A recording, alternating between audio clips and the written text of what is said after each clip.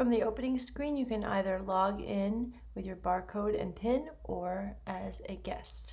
Let's look at some of the features. First, I'll click Account, then I'll go to Manage Account, and from here you can add library card numbers for multiple accounts.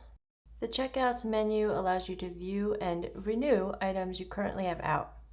Go to the Holds menu to see the current status of your holds, and you can also cancel or freeze holds. From the home screen, click Search the Catalog to find books and movies that you are looking for and place holds.